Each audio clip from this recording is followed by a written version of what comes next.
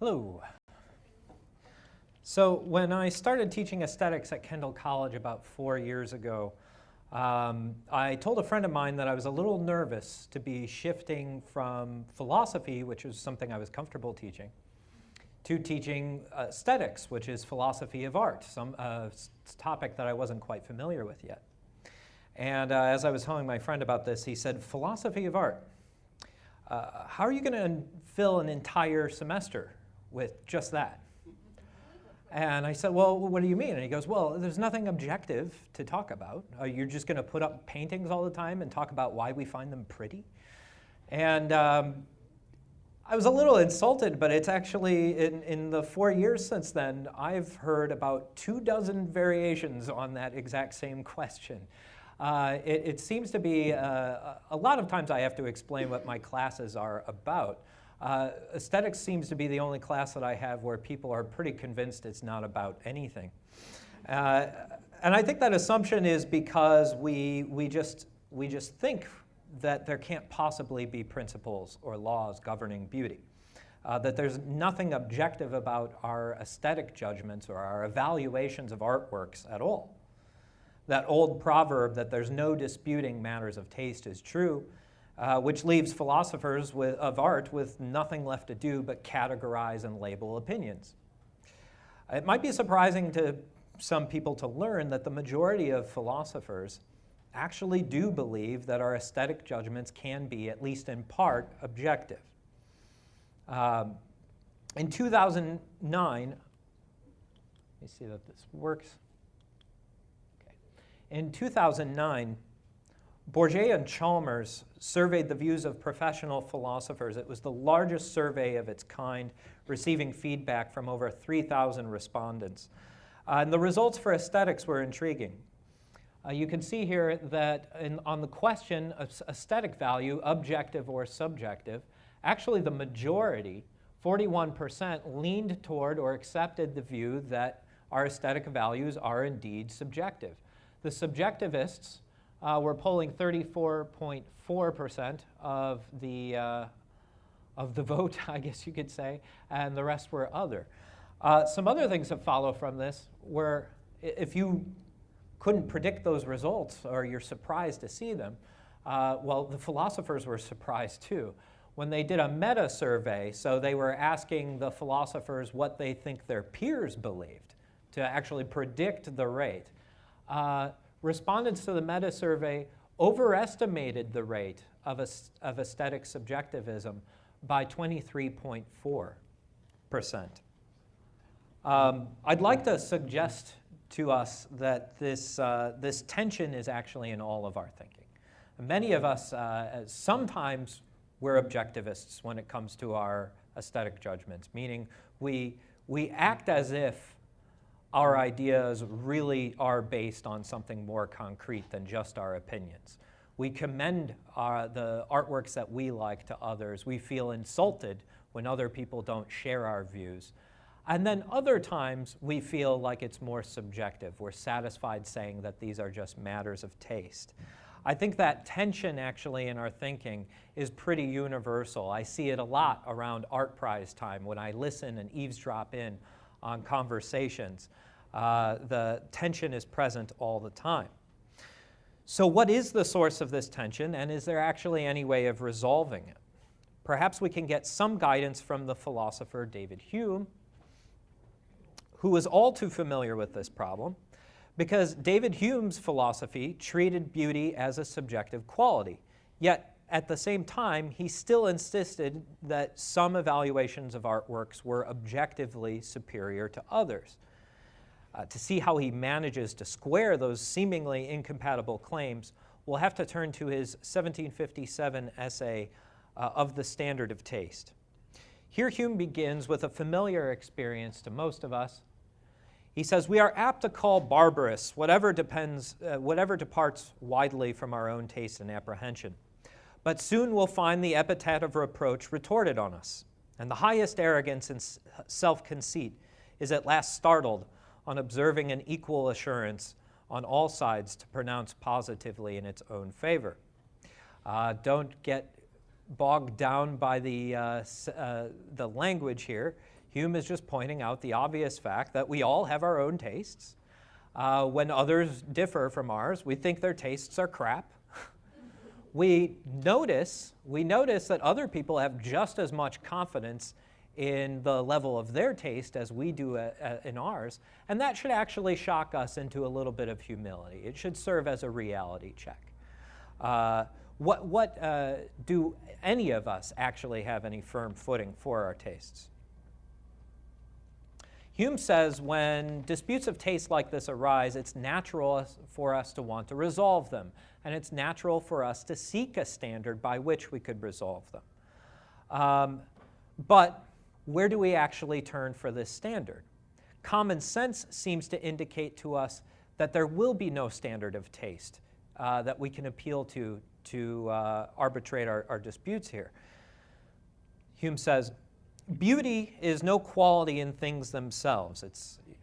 I'll inject here, it's not a property like shape, like mass, volume, anything like that.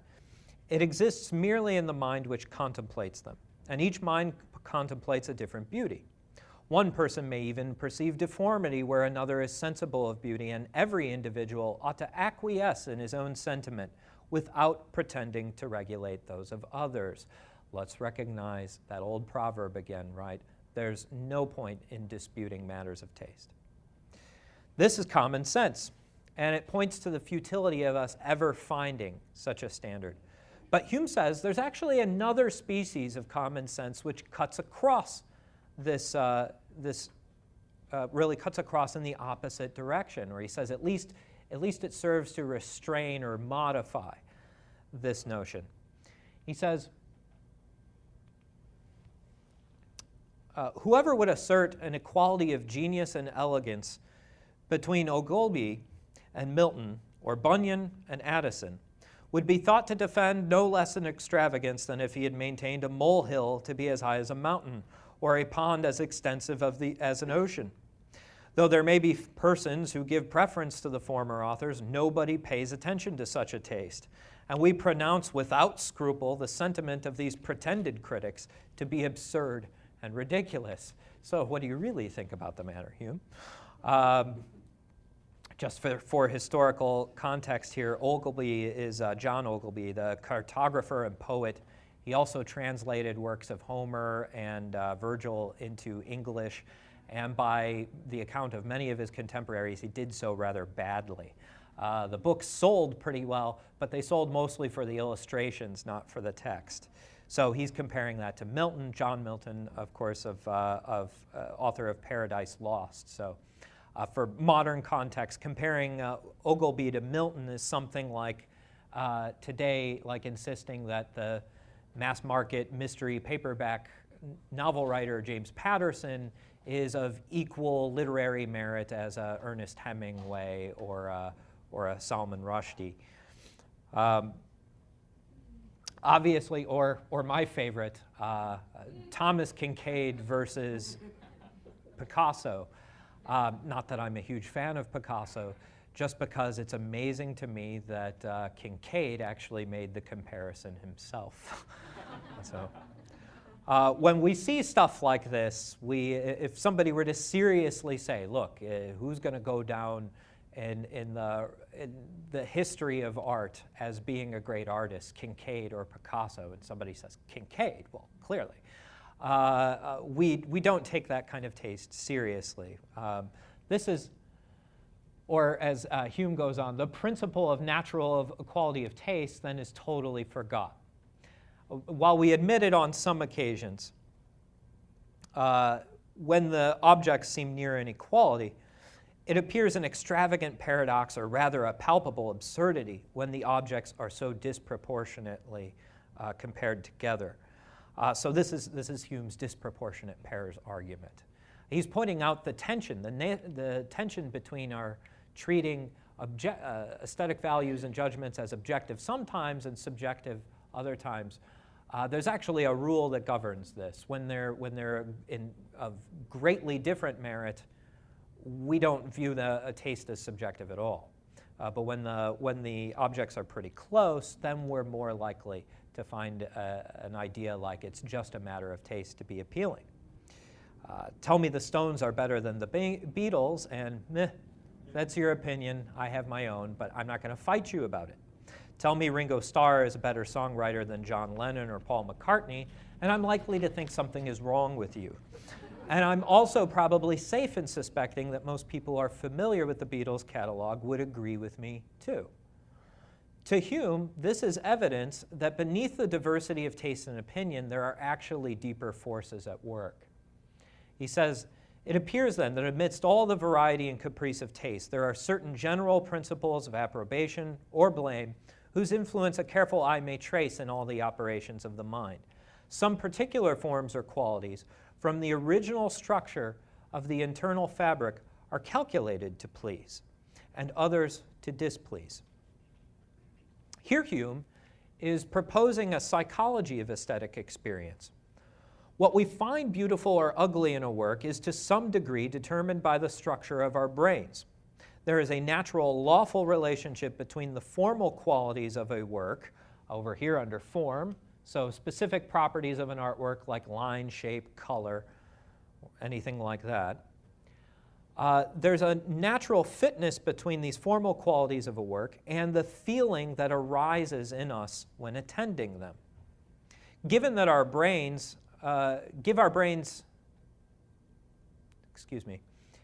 give our similar brains the same physical stimulus, it should evoke the same or identical emotional response.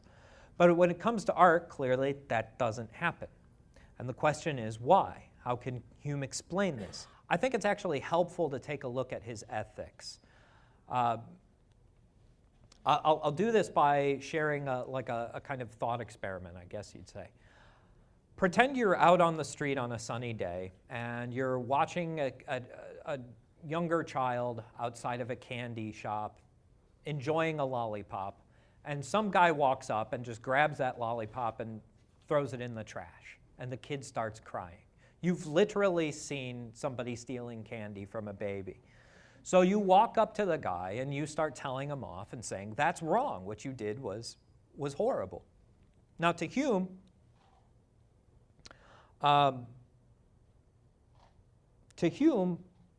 there's nothing objectively good or evil that just happened there.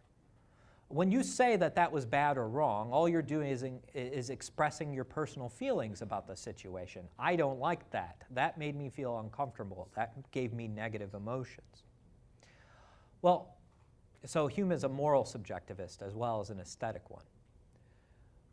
Well, what if the guy, after telling off this gentleman, he turns around and says, hey, look, that kid is my child.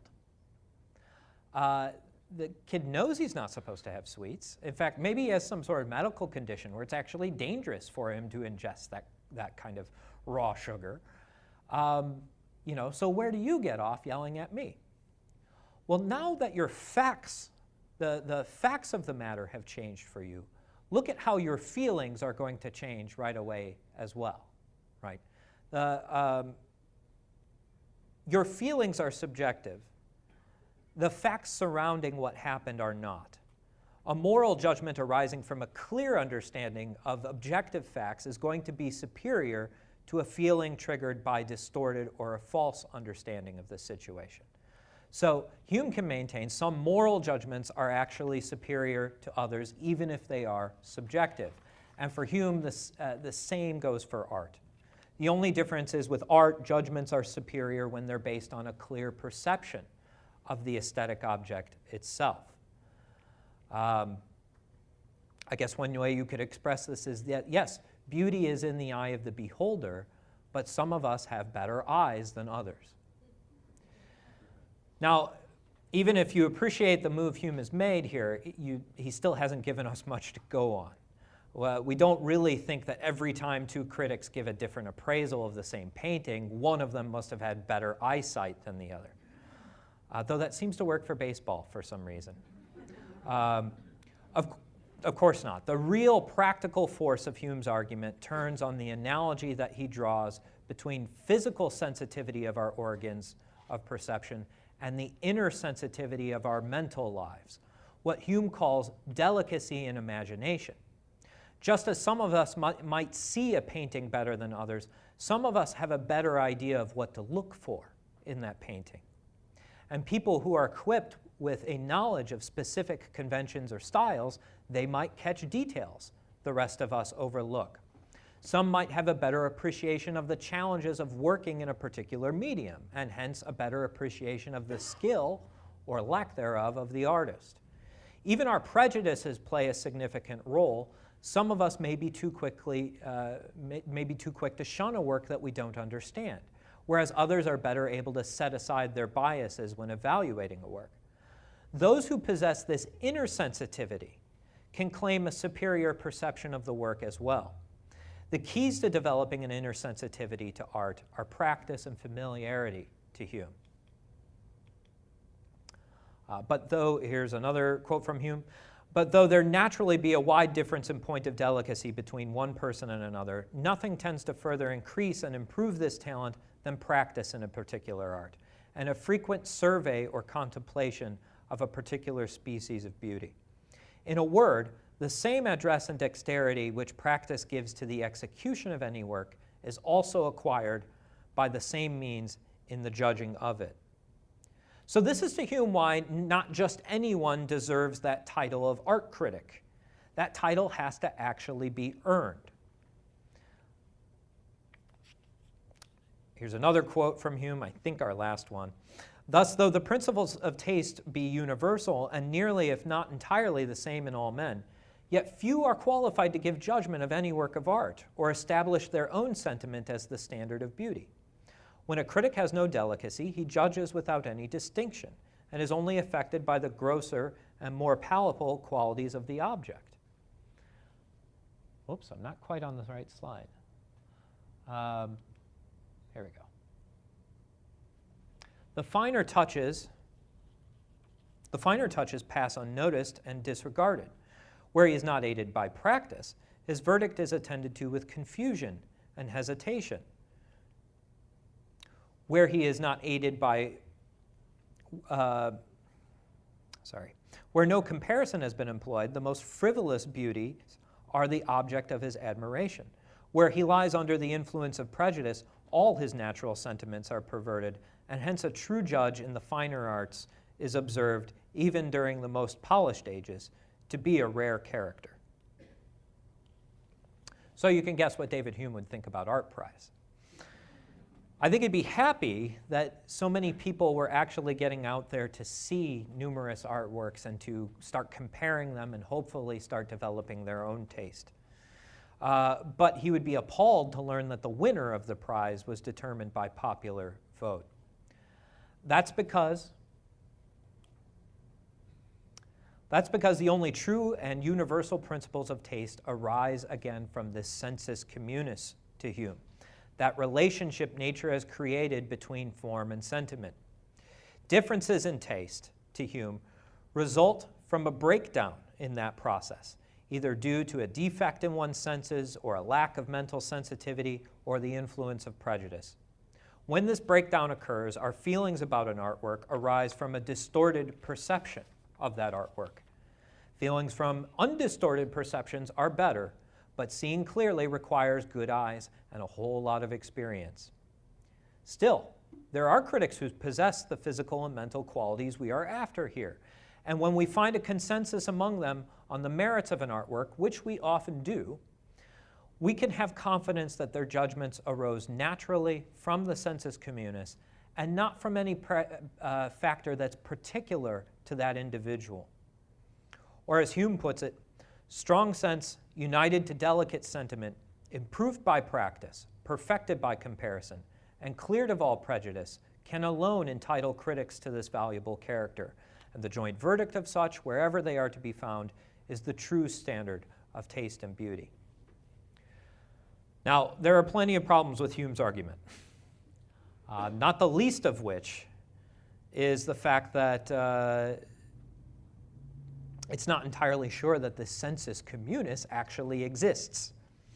And even today, it's popular in humanities departments to believe that our values are simply constructed by culture and not from biology.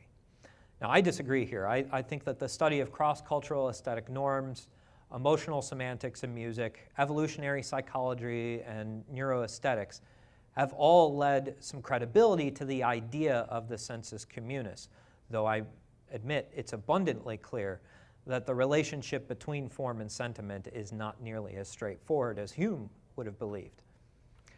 Also, there's a problem with what philosophers call the naturalistic fallacy. In short, even if biology has programmed us with a certain set of preferences, it doesn't follow that those preferences form a standard to which all art should aspire. Biology has certainly programmed a lot of men to feel pleasure at the sight of a naked woman, but that hardly makes nude photography the highest art form. Despite the difficulties with Hume's argument, what I like about it is his approach. By distinguishing perceptual differences in taste from merely personal ones, Hume is recognizing that our emotional responses to art are actually underpinned by both objective matters and subjective ones. Furthermore, disputes over taste are only fruitful when they focus on the former matters rather than the latter. Hume says all sentiment is right because sentiment has a reference to nothing beyond itself, but not all determinations of the understanding are right because they have reference to something beyond themselves, to wit, matters of real fact. So if we're going to dispute about taste, let it be based on the real fact. Now, Hume focused on perception, but there are actually other objective grounds for judgment that Hume didn't even consider. Hume is what you might call an aesthetic hedonist. He believed that beauty was just a species of pleasure, and so our aesthetic judgments are necessarily judgments about pleasure. As such, he regarded the value of art to be wrapped up in the enjoyment of the experience of particular artworks, the way the formal elements play on your emotions and such. He didn't even consider that art might be important for other reasons. Today, the extreme version of this view is called formalism. And it was the intellectual underpinning for the rise of modern art in the 20th century. Now, the formalists didn't care much about what artworks might be trying to represent. They didn't care about the message of an artwork. They didn't care about any social or ethical commentary the artwork might be making. Not all artworks have representational content or expressive content in them. Like these two up here don't have any representational content unless you consider them representing a square or representing red. So the formalists reason that representational content can't be essential to art. The only things that are important aesthetically are the formal elements of a work: line, shape, color, and how their arrangements please us. Everything else is at best just detail, and at worst, distraction. Now, the joke in critics' circles was that to attempt a good formal analysis of the Mona Lisa, you might want to flip it upside down so you won't get distracted by noticing the woman in it. Formalist critic Clement Greenberg made waves in America by boldly declaring in Time magazine that Jackson Pollock was the greatest living painter in the United States and that David Smith was America's only major sculptor. The general public was shocked by these verdicts, but formalism was rapidly becoming orthodoxy amongst both critics and philosophers. Now, today, formalism is a dirty word in many corners of the art world. And if the theory lost clout in the 20th century, in the latter part of the 20th century, it did so partially for reasons that Leo Tolstoy advanced in the 19th. Tolstoy despised aesthetic hedonism. He hated the way that philosophers would define art around what personally pleased them, only to rush and change their definitions when new artworks came along which didn't quite fit. Tolstoy believed if we want to understand the nature of art and how to evaluate it, we need to examine why it exists, why it is so widespread, what function it plays in our lives, and stop thinking about merely what pleases us about artworks. So here Tolstoy says, in order to define any human activity, it's necessary to understand its sense and importance. Now, if we consider the food question, it will not occur to anyone to affirm that the importance of food consists in the pleasure we receive when eating it. Everyone understands that the satisfaction of our taste cannot serve as the basis for our definition of the merits of food, and that we have therefore no right to presuppose that dinners with cayenne pepper, Lindbergh cheese, alcohol, etc., to which we are accustomed and please us, form the very best human food. And in the same way, beauty, or that which pleases us, can in no sense serve as the basis for the definition of art, nor can a series of objects which afford us pleasure serve as the model for what art should be. If we're looking at food, the purpose of food as just according to just what pleases us, we're going to get it wrong. We're going to miss the nutritional value of food. And he's saying we're doing the same thing with art. The hedonists, he wouldn't have known of formalists, but in the future, the formalists, they're just paying attention to what pleases us. What is art actually for? Does it perform any function in our society? He says art is not the production of pleasing objects, but it is a means or union among men.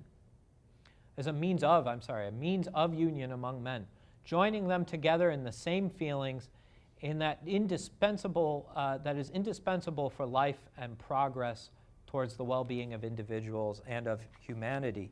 It actually, art brings us together. There's a kind of link that's developed between the artist's mind and the spectator's mind, where the spectator can actually feel the emotions of the artist. To Tolstoy, art is fundamentally a form of communication, emotional communication, and one that actually transcends some of the limitations presented by language. Here he draws the analogy between speech. He says if people lacked this capacity, by which he means language, to receive the thoughts conceived by men who preceded them and to pass them on, and pass on to others their own thoughts, men would be like wild beasts. And if men lacked this other capacity of being infected by art, people might be almost more savage still, and above all, more separated from and more hostile to one another. And therefore, the activity of art is a most important one, as important as the activity of speech itself and is generally diffused.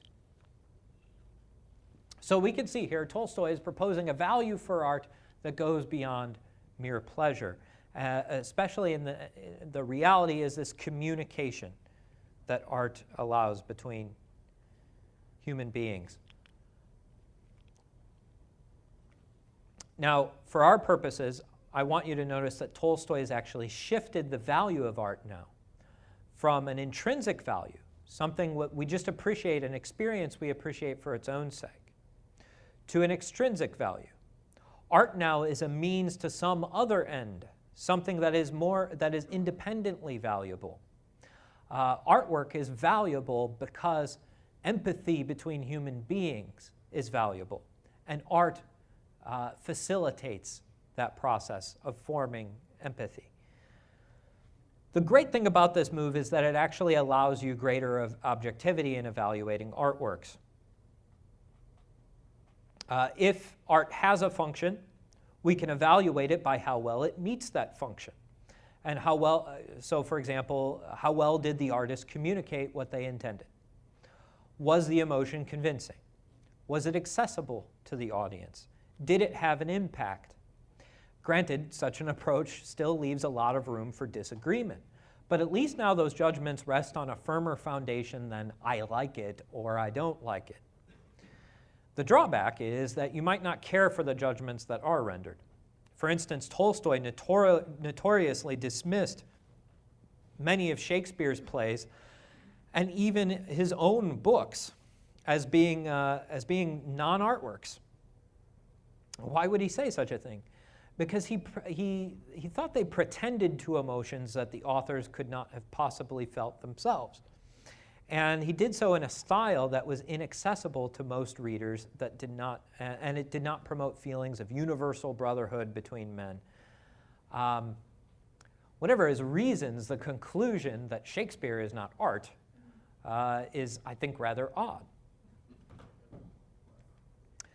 Tolstoy's book, What is Art?, was widely criticized for its naive view of how art conveys emotions. For many, it was confirmation that great artists don't necessarily understand what they're doing any better than the rest of us. And by the way, if you're not convinced of that fact, I just encourage you to read a few artist statements. I think you'll change your mind rather quickly.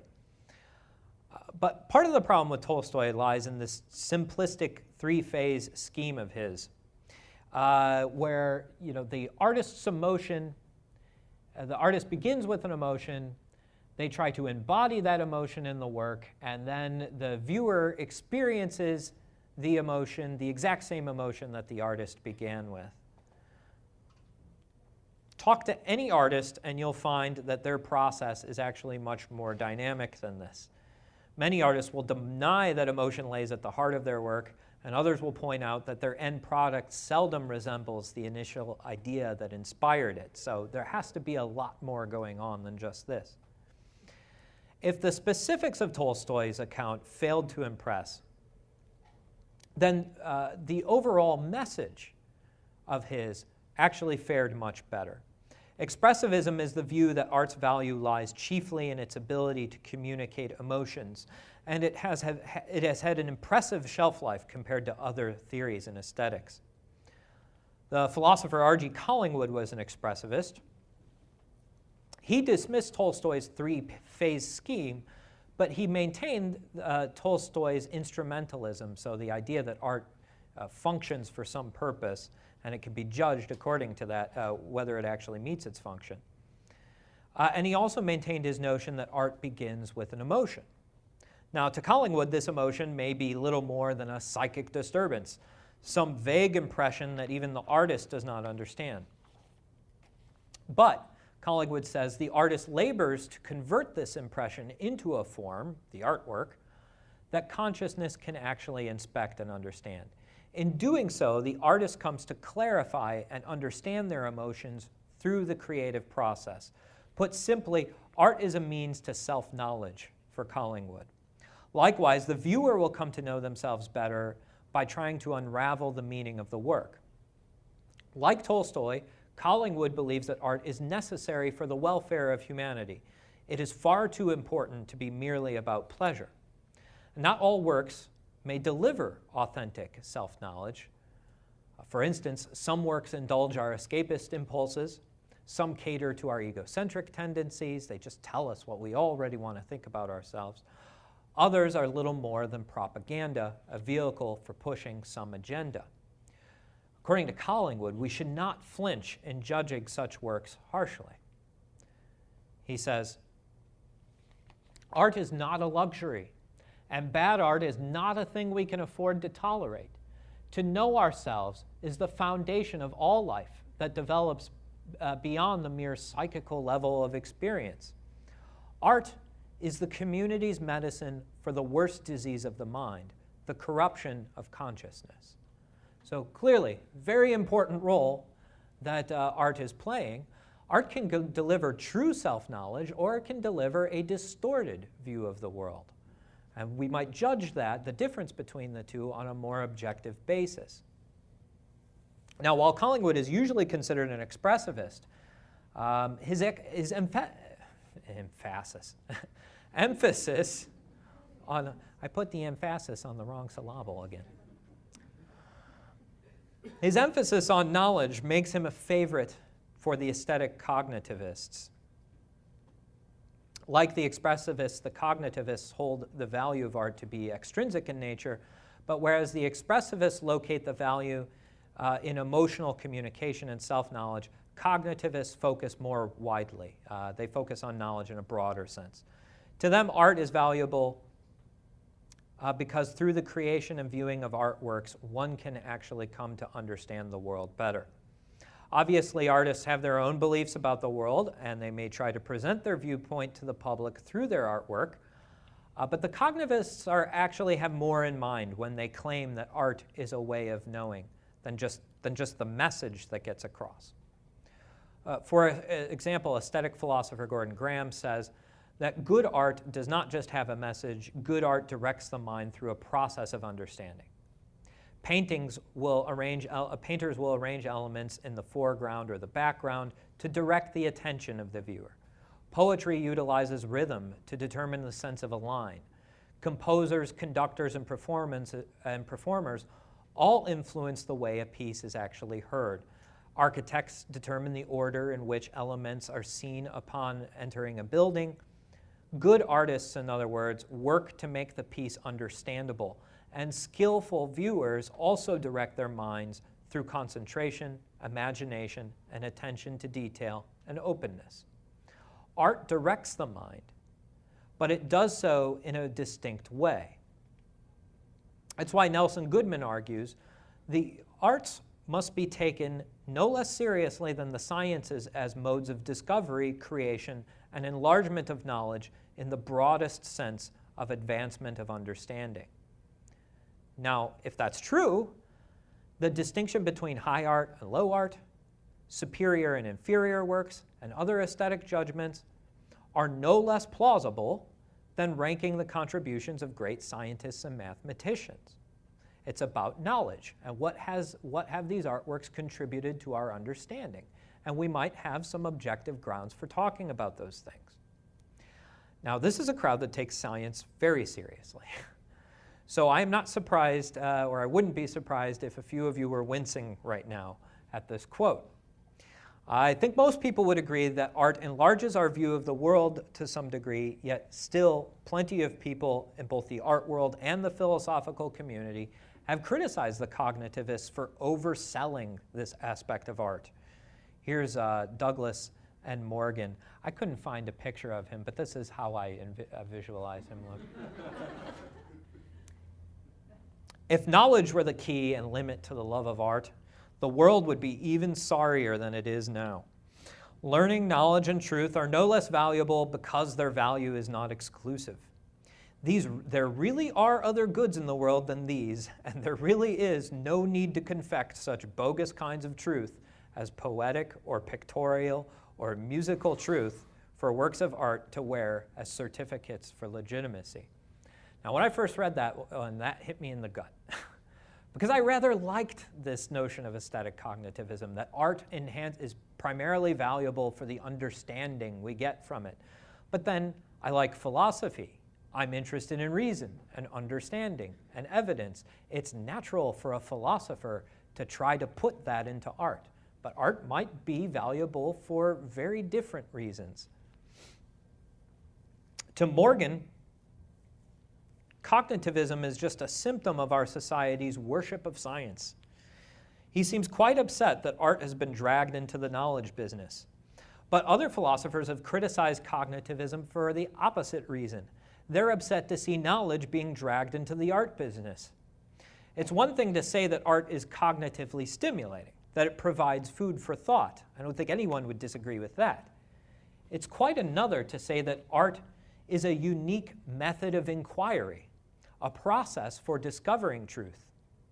Truth claims usually take the form of propositions.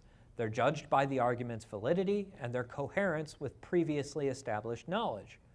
Propositions are statements that can either be true or false, and sometimes objectively true or false. Whatever kind of knowledge we can get from art, though, it seems very unlikely that it would be propositional knowledge. So some people take issue with, does it even make sense to speak of non-propositional knowledge? And supposing it does, how could that knowledge possibly be justified?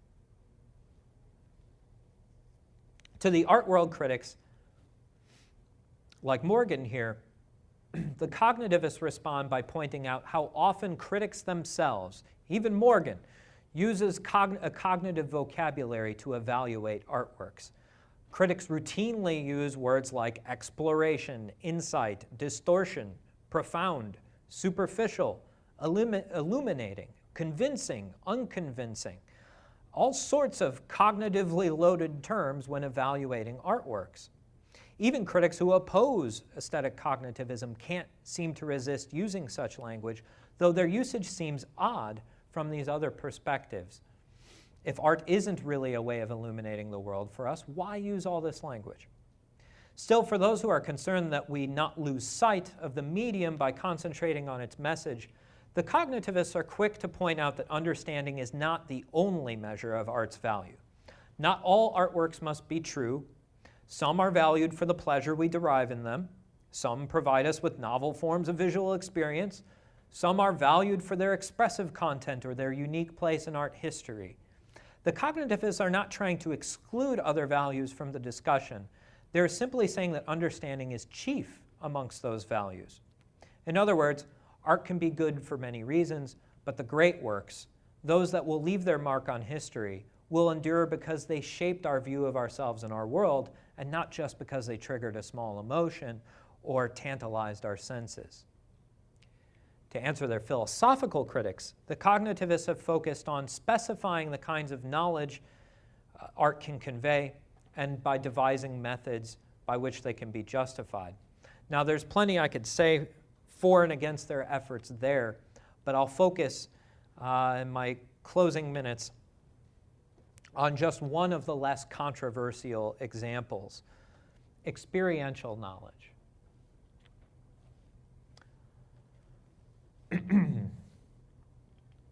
Okay, here's what I'm looking for. Many cognitivists say we can specify one type of knowledge. It's knowledge of an experience, what it is like to go through something, even if you've never gone through it yourself. A convincing artist who's good at their craft can provide that experience for you.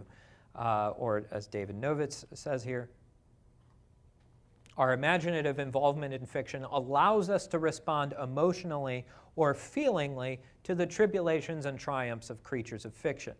We often come to hold certain beliefs. There's his cognitivism, right? Belief formation. We often come to hold certain beliefs about what it must feel like to occupy situations akin to those of our favorite heroes and heroines. So through art, especially narrative art, we can get a sense of what it's like to share another's experience. The question is justification. How do we know we're actually right? Perhaps the artist knows nothing of that experience themselves, and they're giving us a false impression of it. How can experiential knowledge actually be justified? Novitz has an idea, and it's rather simple. If the experiences depicted in fiction turn out to have some basis in or cohere with our future or past experiences, they'll pass for knowledge. Just coherence. Does it actually fit with what seems real to the world? I'd go even further than that. At least in some cases, if you actually do have the experience yourself later on, you can corroborate the artist's account. You can see, does that actually accurately depict the experience? So I'll use an example from my own life. This is one I enjoy sharing with my class because it's always good for a laugh. I'll give you the shortened, less self-depreciating version. A couple of years ago, I was reading Dharma Bums by Jack Kerouac. Jack Kerouac, if you're not familiar with his work, is one of the beat poet generation. He wrote On the Road, Dharma Bums. These have a kind of freestyle, stream of consciousness way of getting their thoughts across. I'm not sure he even believed in editing. Dharma Bums is about the narrator and his friend Jaffe, who's actually the poet Allen Ginsberg in real life, basically hitchhiking across the country. And there's this one scene where they're climbing a mountain in the Sierra Nevadas, I believe, and the narrator is just absolutely terrified. He's clinging to the side of the mountain. He's afraid he's going to fall. He's terrified, but he's also exhilarated. He's happy. He's laughing. Jaffe and the narrator are joking with each other. Jaffe says, "You can't fall off a mountain," trying to encourage him, which isn't true. I think everyone knows that's not true. You can fall off of a mountain, and it'd be a bad idea. The narrator seems to know this, but he's so caught up in the exuberance of the moment, right, that he's dancing on the mountain as if he couldn't actually fall off. Now, I was reading this book on the airplane on the way out for my first mountain climbing experience. A friend and I went to the Rocky Mountains and summited Long's Peak together. I don't know why I thought there would be a trail all the way up there. There wasn't. The little photo down here is of you might be able to see the bullseye over here. That was their method of making a trail. It's basically if you climb up here, this is where you're least likely to fall and die. Now, on one stretch called the Narrows, there were moments where we actually had to swing our legs out over a considerable drop to the ground to get secure footing again. And this was quite nervous for me. I'd gone through an incident just a few years prior in the Smoky Mountains where I almost fell out of a fire tower. I wasn't too happy to be doing this at that particular moment. I was scared out of my wits. But at the same time, I was laughing. I was really enjoying myself. My friend who was with me, we were telling jokes, nonsensical jokes, jokes that didn't have any kind of logic or real humor to them. We were almost just saying random strings of words and laughing at them. I think at one point, one of us reached out and kind of tickled the other or something, which we're good friends, but not that good of friends. And besides, you don't want to do that when you're on a precipice. Not a good idea. Not the ideal place for tickling. Now, at some point, this odd behavior of ours, we realized we were suffering oxygen deprivation. At some point it kicked in, like, oh, I think I read a brochure on altitude sickness, and this is the beginning. The fun part of altitude sickness. We were kind of high on life, or high on lack of oxygen at the very least. And Dharma bums came back to me. Before, when I was reading this, before the mountaintop experience, the literal mountaintop experience, I thought Jack Kerouac was just trying to capture the spirit of the beat poet generation, right? I mean, these people are doing things dangerous, but they don't care. It's all about this lust of life, right? They're just having fun and everything else. No, that wasn't what was going on at all. He was very accurately describing this feeling of what it feels like to be oxygen deprived, to have that kind of madness kind of set in for a while. And I would have never known that if I had not actually had the experience myself. So having lived through it, I could give an evaluation of just how convincing, just how well done Kerouac, just how well he had conveyed the nature of that experience, trying to illustrate the principle that, again, as Novitz says, knowledge gained by fiction, if it turns out to have some basis in or cohere with our future or past experiences, it will pass for knowledge. Now, of course, it'd be impractical, if not impossible, to go and do everything that your favorite fictional characters have done. I'm guessing you wouldn't want to either, in order to just see if the author got it right. Now, the point is, at least in principle, you could justify experiential knowledge in this way. It doesn't mean you necessarily should or you have to. The idea is that any claim of what it's like to experience something can be corroborated by someone else who has had that experience. From this example, we can see the basis for treating art as a way of knowing is not as implausible or mysterious as you might actually think. So, returning to the question that we started with, can our aesthetic judgments be objective?